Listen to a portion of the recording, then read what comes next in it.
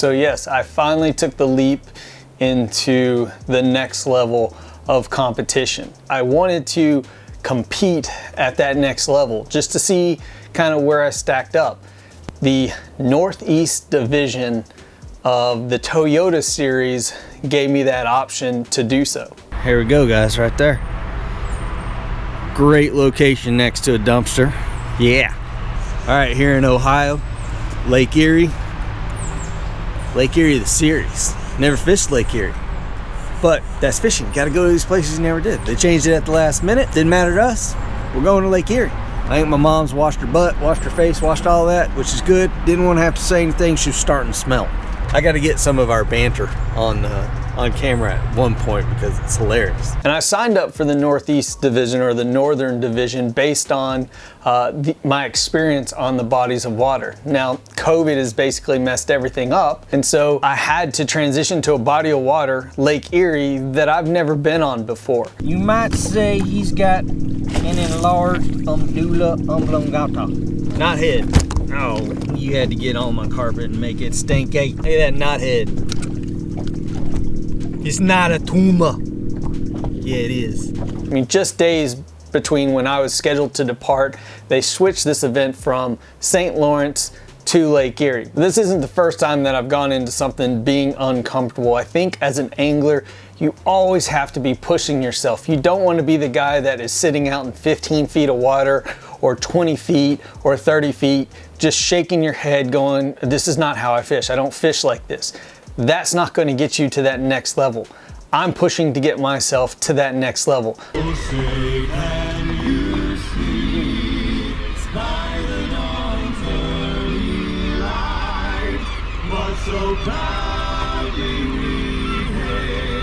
It's pretty awesome when your first cast at this level ends up like this. On a frog? Yeah, and that other bay that's over there.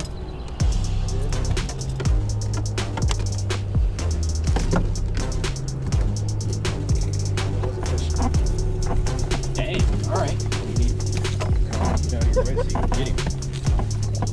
Get up in here. Are you 14? You might be. You'll be close, but you might be.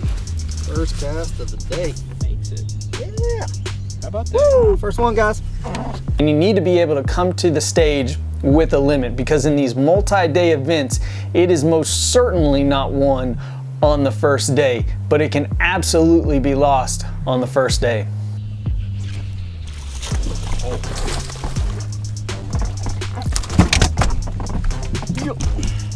Really make me feel it chatterbait.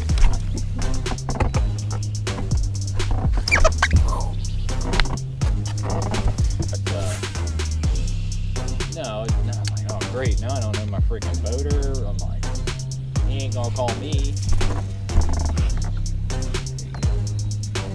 Yeah.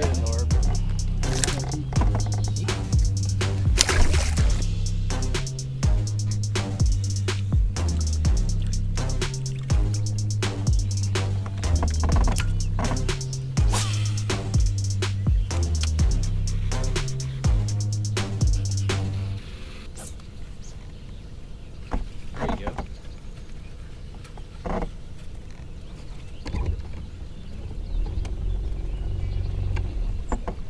Let me know if you need that net. Yeah, let's go ahead and get it.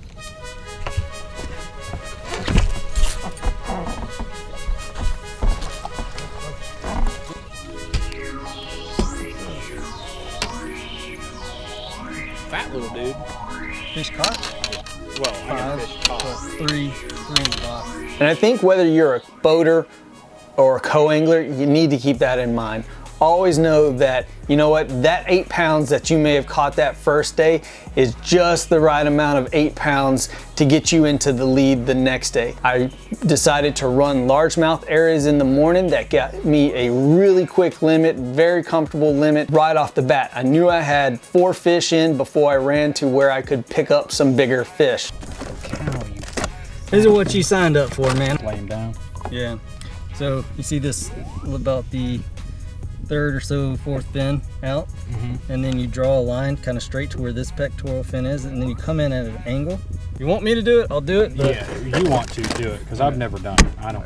Now I wanted to put this part in there because, you know what, there's a lot that doesn't go into a video that doesn't get seen. Right here, the last thing I want to do is really stop fishing and help my co-angler out in this situation. At this level of a Costa event, I shouldn't be having to do this, but you know what? I was glad to do it. The co-angler actually pays to be in this situation, to be in a really sucky situation where they're not able to control the boat, they don't control where they get to go, you know what, they're just along for the ride, they don't get any kind of preference majority of the time. Boat positioning really stinks for them. So, you know what, I feel like it is kind of my responsibility to help them out in ways that I can. Now, some other people aren't going to go that route. That's fine. You fish the way that you want to fish. I'm going to fish the way that I want to fish, and I want to help the guy in the back. I don't want him to catch my fish. I want him to catch his fish, and I give him every ample opportunity to do so.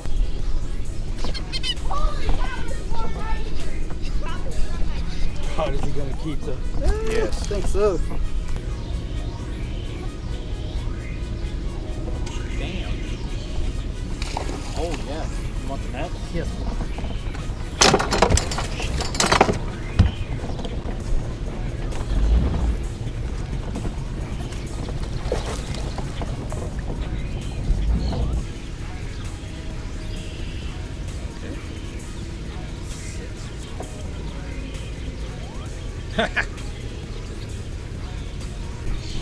Not have got that one without the co-angler, so really appreciate him being Johnny on the spot with the net.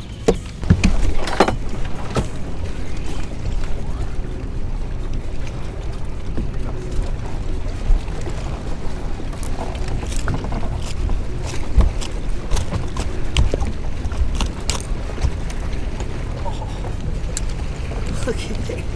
Yeah, on a net.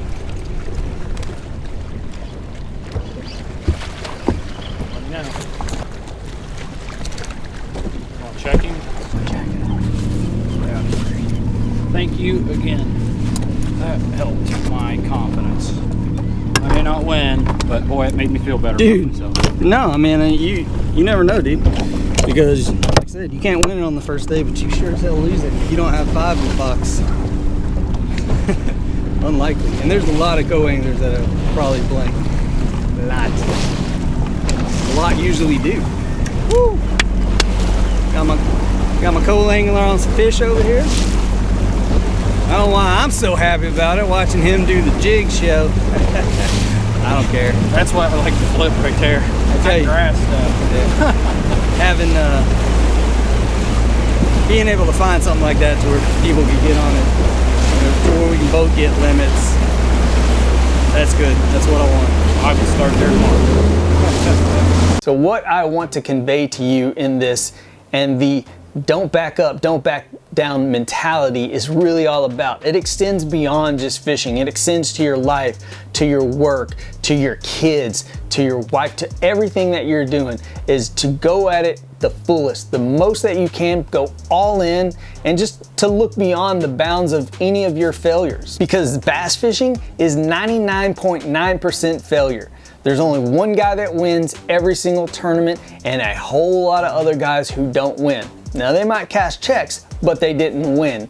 So depending on how you look at that, you need to work hard at the mental aspect of this game. This game will beat you down. And if you are not prepared to get beat down when you know you can fish, when you've seen that you can fish, you just don't come to the stage with 5, or you blank, or you just can't figure them out. There are gonna be those days like that. And if you can't deal with that stress, then this is gonna be a rough ride for you. So that's what I'm trying to get across with this series of Don't Back Up, Don't Back Down, is that you have to keep striving for those goals no matter what they are. Sure, I didn't end the day in the position that I wanted to be in, but you know what? I said, hey, tomorrow's another day. I'm gonna come out there, I'm gonna do better, and I'm gonna improve my placement.